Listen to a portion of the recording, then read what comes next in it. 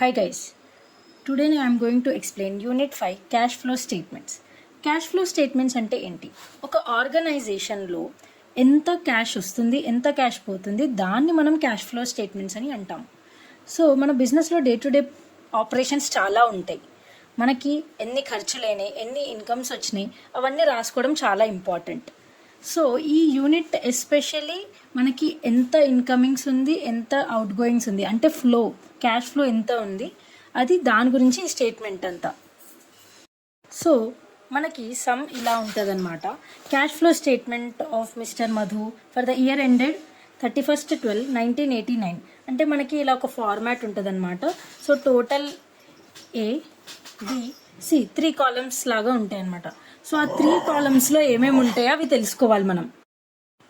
So guys, నేను some చేయడానికి నేను ఒక ఫార్మాట్ రాశాను. సో ఒక్కొక్క హెడ్డింగ్లో ఏమేమి వస్తాయో మోస్ట్ ఇంపార్టెంట్వి నేను రాసుకున్నాను. As time is very less, so నేను ఓన్లీ ఇంపార్టెంట్ టాపిక్సే రాశాను. So first cash from operating activities. Cash from operating activities first మనకి ఏం చూడాలంటే net profit or loss as per statement of profit and loss account. అంటే మనకి profit and loss account profit లేకపోతే loss వస్తుంది చూడండి, అది మనం ఇక్కడ రాసుకోవాలి. ఓకే, అది ఎలా ఐడెంటిఫై చేస్తామంటే లాస్ట్ ఇయర్ ఇంకా కరెంట్ ఇయర్ రెండు కంపేర్ చేసి ఒకవేళ ఇంక్రీజ్ ఉందనుకో ప్రాఫిట్, ఒక లాస్ట్ ఇయర్ కన్నా తక్కువ ఉందంటే అప్పుడు లాస్ అవుతుంది అనమాట. మీకు సమ్ చేస్తుంటే మీకు అర్థమవుతూ ఉంటుంది.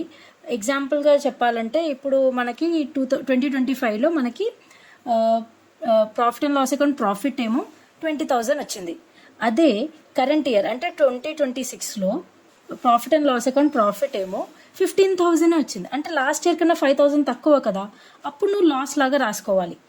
అదే నీకు 25,000 ఈ ఇయర్ వచ్చింది అనుకో ప్రాఫిట్ అండ్ లాస్ అకౌంట్, అప్పుడు నీకు 5,000 ఇంక్రీజ్ కదా, సో అప్పుడు నువ్వు ప్రాఫిట్ లాగా రాసుకోవాలి. సో ఇది ఒకటి కొంచెం క్లారిటీ వస్తే చాలు. ఒకవేళ లేదు మీకు క్వశ్చన్లో నెట్ ప్రాఫిట్ ఇంకా లాస్ ఇవ్వకపోతే అప్పుడు difference between closing and opening balances of reserves and supplies అది చూసుకోవాలి. సేమ్ నెట్ ప్రాఫిట్ మనం ఎలా చేసామో అలానే ఇది క్లోజింగ్ అండ్ ఓపెనింగ్ది బ్యాలెన్సెస్ చూసుకోవాలి. ఓపెనింగ్ కన్నా క్లోజింగ్ తక్కువ ఉంటే అప్పుడు లాస్ అవుతుంది అనమాట. ఓపెనింగ్ కన్నా క్లోజింగ్ ఎక్కువ ఉంటే అప్పుడు ప్రాఫిట్ అవుతుంది అనమాట.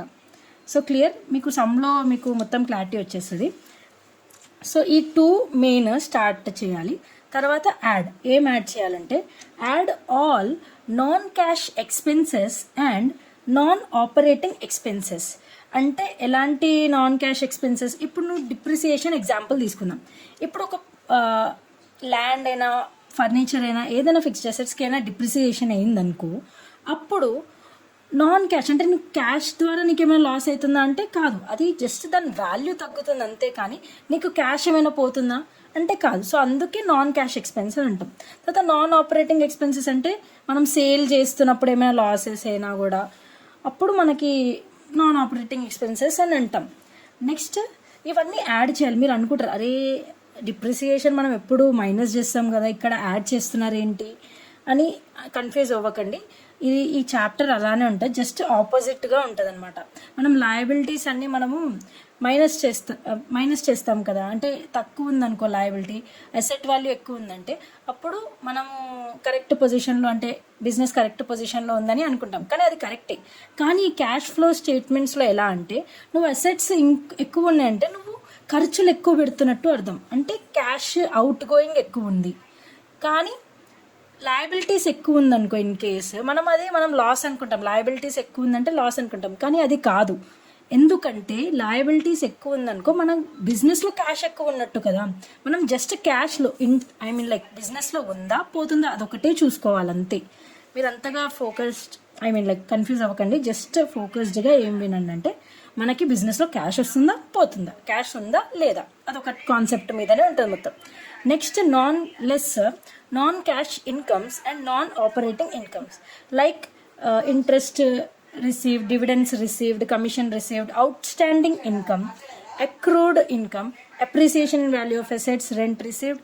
ఇవన్నీ చేసిన తర్వాత అంటే ఫస్ట్ ఇది వేసుకున్న తర్వాత యాడ్ చేసిన తర్వాత మైనస్ చేసిన తర్వాత నీకు ఒక అమౌంట్ వస్తుంది చూడండి, అది operating profit or loss before changes in working capital. అంటే వర్కింగ్ క్యాపిటల్ చేంజెస్ అవ్వకముందు దాన్ని ఆపరేటింగ్ ప్రాఫిట్ ఆర్ లాస్ అని అంటాము. సో క్లియర్, ఇది ఫస్ట్ బిట్. ఇంతే అనుకోకండి, ఇంకా ఉంది కంటిన్యూషన్ నెక్స్ట్ పేజ్లో. సో ఇది నెక్స్ట్ పేజ్. సో ఇక్కడ ఏంటంటే కంటిన్యూషన్, వెనకాల దానికి మనకి continuation.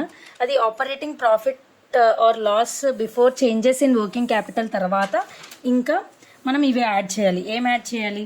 Items which are decreased in current assets and increased in current liabilities, అవన్నీ మనము ఇక్కడ వేసుకోవాలి. సో గైస్, సింపుల్గా చెప్పాలంటే ఇప్పుడు మనకి బ్యాలెన్స్ షీట్లో అసెట్ సైడ్ ఉంటుంది, లయబిలిటీ సైడ్ ఉంటుంది. సో మనకి కరెంట్ అసెట్స్, కరెంట్ లయబిలిటీస్ ఉంటాయి కదా. ఇప్పుడు items which are decreased in current assets అంటే ఇప్పుడు ఎగ్జాంపుల్ మనకి కరెంట్ అసెట్స్ వాల్యూ ఉంటుంది కదా, డిక్రీజ్ అయితే అప్పుడు యాడ్ చేయాలి.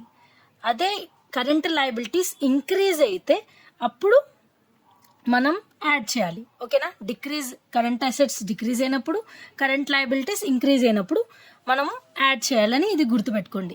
ఎందుకంటే ఇప్పుడు ఎగ్జాంపుల్ కరెంట్ అసెట్స్ డిక్రీజ్ అయిందంటే ఏంటి అర్థం? మనం బిజినెస్లో ఏదో ఒక అసెట్ అమ్మడిపోయిందని అర్థం. సింపుల్గా చెప్పాలంటే ఇప్పుడు మనకి ఫర్ ఎగ్జాంపుల్ మెషినరీ తీసుకుందాం. ఇప్పుడు మెషినరీ మనకి ఒక 5-6 మెషినరీస్ ఉన్నాయి. కొంచెం ఓల్డ్ అయిపోవడం వల్ల మనం ఒకటి అమ్మేసాము. అమ్మేస్తే మనకి ఏమొస్తుంది? క్యాష్ వస్తుంది. అంటే మనకి బిజినెస్లో సంథింగ్ క్యాష్ ఈస్ కమింగ్. అందుకే decreased in current assets leads to incoming of cash. Okay. And increase in current liability అంటే ఏంటి? మనము థర్డ్ పర్సన్స్ అంటే బయట బిజినెస్లో కాకుండా బయట వాళ్ళు ఎవరైనా మనకి క్యాష్ ఇచ్చిర్రనుకో, అంటే లయబిలిటీ ఇచ్చిర్రనుకో, అప్పుడు ఏమవుతుంది? లయబిలిటీ ఇంక్రీజ్ అవుతుంది. అప్పుడు మనకి క్యాష్ కూడా బిజినెస్లో ఇంక్రీజ్ అవుతుంది. సో అందుకే మనము యాడ్ చేస్తాం. ఇది ఆపోజిట్. లెస్ అంటే ఆపోజిట్ ఆఫ్ ఎగ్జాక్ట్ పైన ఉన్న దానికి ఆపోజిట్. ఇది ఏంటంటే items which are increased in current assets and decreased in current liabilities decrease అయిందంటే ఏంటి? క్యాష్ మన బిజినెస్ నుంచి, అంటే మనము ఏదో ఒక లయబిలిటీ కట్టేసాం, అంటే క్లియర్ చేసుకున్నాం. ఏదో డెప్త్, లాంగ్ టర్మ్ అయినా ఏదైనా కరెంట్ లయబిలిటీ మనం కట్టేసాం. దాన్ని కట్టేయడం వల్ల మనకి డిక్రీజ్ అయింది, అందుకని లెస్ చేస్తున్నాం, అంటే క్యాష్ పోతుంది. అదే ఇంక్రీజ్డ్ ఇన్ కరెంట్ అసెట్స్ అంటే ఏంటి మనకి?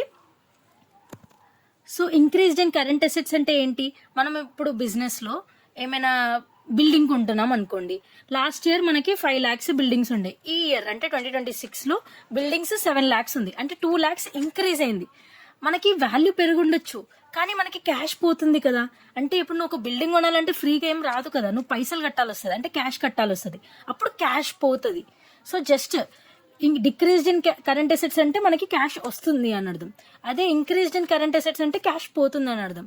జస్ట్ మీరు ఒక 2-3 times ఈ చిన్న కాన్సెప్ట్ అర్థం చేసుకోండి, అప్పుడు ఈజీగా ఉంటుంది, కన్ఫ్యూజ్ అవ్వకండి అంతే. ఇంకోటి, ఇవన్నీ ఈ 2 చేసిన తర్వాత నీకు ఒకటి అమౌంట్ వస్తుంది చూడండి, అది క్యాష్ జనరేటెడ్ ఫ్రమ్ ఆపరేషన్స్ అని అంటాము. Cash generated from operations. యాక్చువల్గా ఇది దీని తర్వాత కంటిన్యూ అవుతూ ఉంటుంది అనమాట. ఓకే. తర్వాత less income tax paid or net of tax refund received, ఆ అమౌంట్ మనం మైనస్ చేయాలి. మైనస్ చేసిన తర్వాత నీకు cash flows from in operating activities, used in operating activities వస్తుంది. ఓకే. దీని తర్వాత నీకు సమ్ అయిపోతుందా అంటే కాదు, జస్ట్ ఇప్పుడే స్టార్ట్ అయింది. సో నీకు ఏ బిట్ ఆన్సర్ వచ్చేస్తుంది. ఆన్సర్ వచ్చిన తర్వాత బి బిట్ ఏంది? Cash flow from investing activities. Cash flows from investing యాక్టివిటీస్లో ఏమేమి యాడ్ చేయాలంటే సేల్ ఆఫ్ ఫిక్స్డ్ అసెట్స్, తర్వాత sale of non current investments, తర్వాత interest or dividend received on investments. So ఈ 3 మనము యాడ్ చేస్తాం. Next purchase of fixed assets ఏం చేస్తాం? మైనస్ చేస్తాం. Purchase of non current investments minus చేస్తాం. Tax paid on interest, dividend on investment అంటే అప్పుడు మైనస్ చేస్తాం. సో ఇది క్యాలిక్యులేట్ చేసిన తర్వాత నీకు వచ్చే answer cash flows from investing activities. ఇక్కడ అవుటర్ కాలంలో వేసుకోవాలి, మిగతావన్నీ ఇవన్నీ అయితే లోపల ఇన్నర్ కాలంలో యాడ్ చేసుకోవాలి. Okay, clear. And last one C, cash flows from financing activities. ఇక్కడ మనం ఏమేమి యాడ్ చేసుకోవాలంటే ఇష్యూ ఆఫ్, అంటే equity shares, preference shares, share capital ఉంటాయి కదా, అవి మనం ఇక్కడ యాడ్ చేసుకోవాలి. అంటే కంపేర్ చేయాలి, లాస్ట్ ఇయర్ ఈ ఇయర్ కంపేర్ చేసి మనం ఇక్కడ వేసుకోవాలన్నమాట. ఒకవేళ ఎగ్జాంపుల్ లాస్ట్ ఇయర్ మనకి షేర్స్ ఏమో 3 lakhs ఉంది, ఇప్పుడు 2026లో షేర్స్ ఏమో 4 lakhs ఉంది. అంటే ఏమైంది, 1 lakh ఇంక్రీజ్ అయింది. సో నువ్వు ఇక్కడ యాడ్లో వేసుకుంటావు. అదే డిక్రీజ్ అయింది అనుకో, రిడెంప్షన్ ఆఫ్ షేర్స్ అని ఉంది కదా, రిడెంప్షన్ అంటే తగ్గడం. అంటే ఇప్పుడు మనం లాస్ట్ ఇయర్ 3 lakhs అనుకున్నాం కదా, ఈ ఇయర్ 2026లో 2 lakhs వచ్చింది అనుకో, నీకు తక్కువైంది కదా వాల్యూ. అంటే వాల్యూ 1 lakh తగ్గడం వల్ల నువ్వు ఇక్కడ లెస్లో వేసుకుంటావు. అదే ఇంక్రీజ్ అయిందంటే ఇక్కడ వేసుకుంటావు. సో అంతగా హార్డ్ ఏం లేదు, జస్ట్ మీరు ఒక 2-3 times ఇది అర్థం చేసుకున్నారంటే ఈజీనే. తర్వాత issue of debentures, bonds and long term loans అవి కూడా సేమ్ అలానే. అంటే ఇంక్రీజ్ అయితే యాడ్లో వేసుకోవాలి, డిక్రీజ్ అయితే కింద వేసుకోవాలి. నెక్స్ట్ షార్ట్ టర్మ్ బారోయింగ్స్ కూడా ఇంక్రీజ్ అయితే ఇక్కడ వేసుకోవాలి, డిక్రీజ్ అయితే కింద వేసుకోవాలి.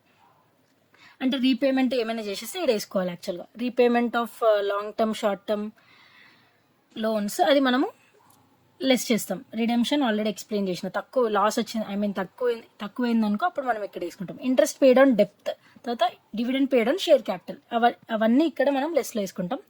తర్వాత ఈ అంత సీబెట్ క్యాలిక్యులేట్ చేసిన తర్వాత నీకు నెట్ ఇంక్రీజ్, సీబెట్ అనే కాదు మొత్తం అంతా ఓవరాల్గా మొత్తం సమ్ చేస్తే నీకు net increase or decrease in cash and cash equivalence అని వస్తుంది. మళ్ళీ చెప్తున్నా, net increase or decrease in cash and cash equivalence వస్తుంది. అది అవుటర్ కాలంలో వేసుకోండి.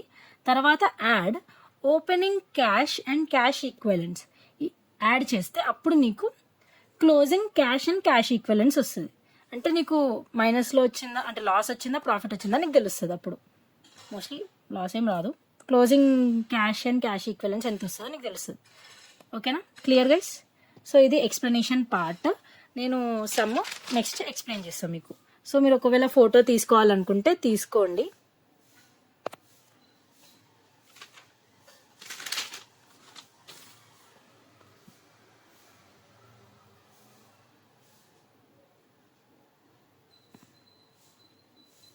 సో ఎక్స్ప్లెనేషన్ పార్ట్ అంతే గైస్. నేను ఇప్పుడు సమ్ ఎక్స్ప్లెయిన్ చేస్తాను మీకు.